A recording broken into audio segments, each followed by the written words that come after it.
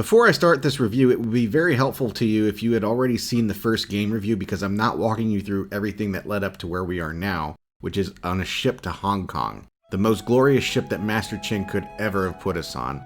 Only the finest accommodations were made, no expense was spared. Ryo Hazuki arrives in Hong Kong only to be greeted by a horde of people who together would be considered a tourist trap. Everything from getting your picture taken to arm wrestling. Whatever you want to lose your money on, it's here. After navigating your way past all of the hustlers, you'll nearly get yourself run over by this chick with a big ass and a bigger mouth named Joy. She warns you that Hong Kong is not as nice as Japan, and that's alarming given we had to fight 70 guys at once. But sure enough, we run into a young boy named Wong who is seemingly being teamed up against by some thugs, only to find out that they are all in on stealing Ryo's backpack together and take off. Which is a little unfortunate because literally everything you had, including your money and the Phoenix Mirror, were in there. You eventually find Wong and chase him down, which initiates your first fight of the game. It's pretty easy, just a little warm-up, after which Wong helps retrieve your bag, to which you discover your money is missing. They spent the money gambling!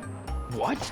Really? They spent it all just like that! Now, being a stranger in a country with no money may seem like a problem. It would for me, but there are many different ways to earn income in Shenmue 2. For example, you can always work part-time at the Lucky Hit stands. Once you've earned some income off that, there are many people willing to take your money gambling. My favorite way to do this, of course, is darts. There are many characters you can choose from, be it this preteen in the arcade or this dude who really loves baseball. I do not, however, recommend this black dude because not only is he racist, but after you lose to him on 2 low dollar amounts, he all of a sudden becomes unstoppable and will take all your money. Dude is a hustler, but I'm jumping ahead a bit here. You'll run into Joy again, who recommends, despite having no money, that you spend the night at the come-over guest house and she will take you to a job tomorrow. And while the hotelier insists that you have to pay when you leave in the morning, a nice glitch in the game ensures you never actually have to do that. But the night is still young and we have stuff to do. Remember, we're supposed to be finding Li Xiaotao according to Master Chen. You find the rundown apartment building that she's supposedly located at, only to be greeted by a less than friendly landlady named Gui Zhang, as well as to be told after bribing the apartment's resident that Li Xiaotao can now be found at Manmo Temple. That sounds like a tomorrow problem. Better get back to the hotel.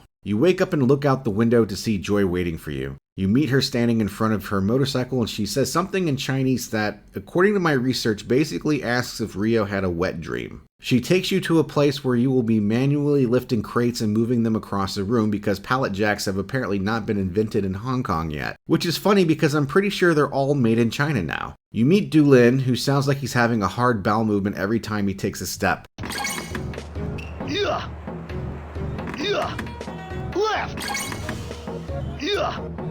After you finished your manual labor, you head towards Manmo Temple and come across a mysterious woman who just kinda runs off. While Master Mo pops up and informs you that you cannot meet Li Xiaotao without knowing what the 4 Wudu are. Okay, how do I find that out? Well, you just happen to run into that weird woman again on the way out and she tells you in her own catty way to ask a martial artist. So you go in search of martial artists and meet Janmin, who makes you hit a tree in order to teach you to train each day without neglect or gone. You meet Zoshan, the master of a martial arts school, but he won't tell you anything because he says he ruined someone's life by kicking them out. So you go in search of this homeless guy sleeping in the mall who convinces you to smash a rock with your hands, after which he gives you a note for Zoshan. You return the note, which makes Zoshan tell you the next Wudu, G, judge yourself without conceit and do not show moves thoughtlessly. Zoshan sends you to a barbershop run by a guy named Zanyu.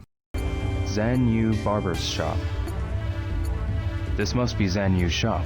Good job, Ryo. Now just go play with your coloring book. You let this dude put a blade to your throat in order to learn Dawn, be brave, and stay calm to make the right decision. The last martial artist is at that crappy apartment complex where we were at earlier, and after beating up some land sharks, you discover that it's that bitchy landlady from before. She tells you that the last Wudu means to fight without hesitation to do what is right, but can't remember the name and sends you to ask Master Mo. After being recruited into cleaning soot off the walls off the temple, you discover the name of the last Wudu is Yi, and suddenly Master Mo appears. But then so does that mysterious woman, which, surprise, surprise, turns out to be Li Xiaotao. You spar with her, only to discover that you can't even touch her. But she takes pity on you and your situation and invites you to stay with her at her apartment. But it's not a free stay. You're awoken by some small kid named Fang Mei who tells you to go to the library of the temple where you discover you are being tasked to haul a shit ton of books outside to air out. Seriously? What library airs out their books? I've never understood this.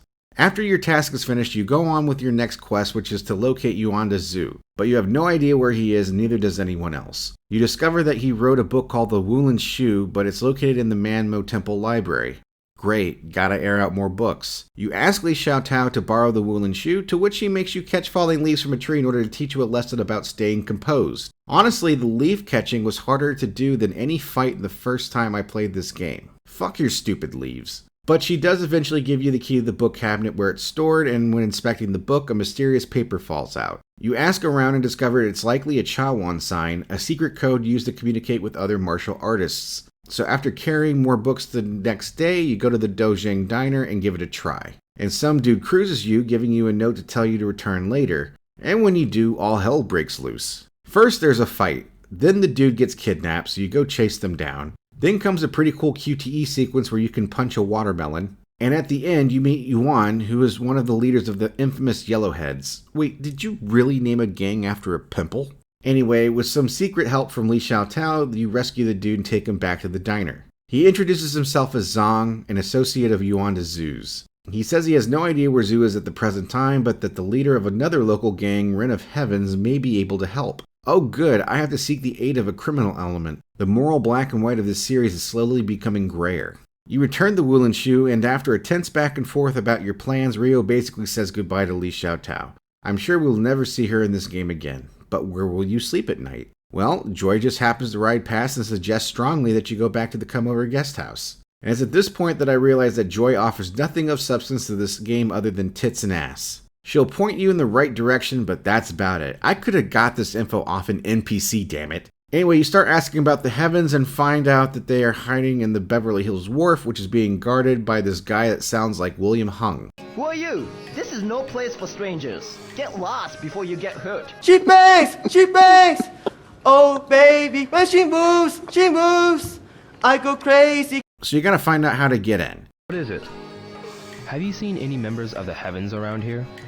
Maybe you should ask the Heavens. I should ask the Heavens where members of the Heavens are. Lovely. I find this snob playing darts who says he will tell me what I want to know if I beat him at darts. And despite losing to him by a single goddamn point, he tells me anyway.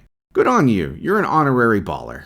You head to warehouse number 8 at night and are ambushed into a fight which you easily win. In return, they tell you they will take you to Ren. Unfortunately, this turns out to be a big fucking lie, and you get your ass whipped by the full force of the Heavens. Honestly, you're lucky you weren't killed. You wake up on a boat with Wong for some reason. Evidently, he saved your ass after the fight and lets you sleep off the injuries. When you do leave, he gives you a lighter so you can get in and out of the wharf at your leisure as opposed to getting your ass whipped. So you go search for Ren and find the guy with the boombox. He tells you to bring $500 and he'll take you to see Ren, and when you have it, you are escorted to his lair, which is a gloomy, dark warehouse. And amazingly, you actually meet Ren this time. But when you hand over the cash, Ren tries to slash you. You're too good for his tricks, however, and after some strong arming, Ren gives you a map and says to meet him there. You head to the pier and find Ren. Both of you sneak inside this building and quietly observe what appears to be a drug deal going on. That is until Ren turns off the lights and steals the cash while leaving you metaphorically holding the bag. Metaphorically because he took the actual bag of cash. And when Yuan finds out there's another fight, and Yuan runs away like a little bitch. A bit later you find Ren at Pigeon Park and end up having to chase him down to Lucky Plaza, a construction site. And after a near-fatal fall from the top of the building, Ren finally relents and discloses that Yuanda Zhu is in Kowloon. So that means your time in Hong Kong is just about over. So you say your goodbyes to people including Wong, Master Zoshan, Jianmin, and even Guizhang, who gives you one of the funniest replies in the game. I'm not good with these kind of situations. I feel that in my bones. A couple of people to note that aren't really important to the plot, but worth mentioning here are this dude in the apartment complex that turns out to be Wong San's brother from the first game. Don't tell me you mean Wang Sung of Ajiichi. Ajiichi. Yes, that's it. And so, what's your name? My name is Ryo Hazuki. Hazuki-san, right? If you ever run into trouble, come talk to me. Yeah, can I get back some of the yen that I spent on buying your brother Cokes? Also, there's this chick from the tomato convenience store that will take you to a duck race if you beat her in a fight, but I'm only bringing her up for this interaction. With my studies. Really? That's rough. Are you free right now? Well, not really. Even so, you came all this way. I was just passing by. Thanks. If I'm in the way, I'll leave. No, take your time. The truth is, I'm leaving Hong Kong. Oh, Bye. wait! I'm pretty sure Rio is borderline autistic. And of course, you have to say goodbye to Li Xiaotao, who wants to spar with you one more time and teaches you a move before you go. Thanks, lady. You take a bus to the giant walled city, and when you get there, you are greeted by the dude with the boombox and escorted to Ren's lair, which will serve as your new home away from home. Ren thinks the best way to start looking for Yuanda Zhu is to talk to a former associate who now runs an herb shop. And I mean legitimate herb, not herb. The dude tells you to go to the Dancing Dragon building and give them a password. And you can already tell something is up when you talk to the dude with one eye and he can't answer your questions. And of course, you're led into a trap with a big dude named Dongyu waiting. And while you're getting bear hugged by someone who could have had a Hall of Fame career in the NFL, Ren comes barging in trying to save the day. Unfortunately, this only results in the both of you getting your asses kicked and locked in a cell. How do they get out? By pretending Rio is dying and getting them to open the cell door, which gives them an opportunity to barge through and run. Talk about gullible. The only problem is that now everyone is looking for them and you don't really have any idea where you're going, so you end up sleeping on the roof. The next morning you start trying to run again, only to be found by Yuan at the elevators. You kick her ass, but are immediately discovered by Dongyu. At that point the chase is on and your only option is to jump to the next building like a suicidal maniac. But hey, it worked. You make it back to the hideout and get your handcuffs removed by Wong. Also, Joy is there again for some reason. I don't know, I think she's just there for the tits. But apparently Ren knows her somehow. I'm definitely not hitting that now. Who am I kidding? Of course I'm still going to hit that. Anyway, you return to the herb shop and beat the shit out of the owner, who tells you that Huang the wiretapper may have some information on the whereabouts of Yuanda Zhu. So you walk into his place and naturally need a light. Oh, here's the light switch. This'll turn the lights on. How many Rios do you think it would take to screw in a light bulb? Anyway, you steal a trash can full of cassette tapes and spend all night listening for clues. You discover that Yuan has captured Zhu's associate, and now you gotta get him back. After some clue searching at an orphanage and a bird shop, you follow Yuan all over Kowloon and watch her basically being the Karen mob boss you'd expect her to be, terrorizing shop owners everywhere she goes. Eventually, you follow her home, and after Ren beats you in a coin flip to decide who barges in, you knock her out cold. And sure enough, Zong is there, but Big Fella is now coming and you gotta hide. You trick his dumb ass into getting locked in a closet and help Zong get out of there.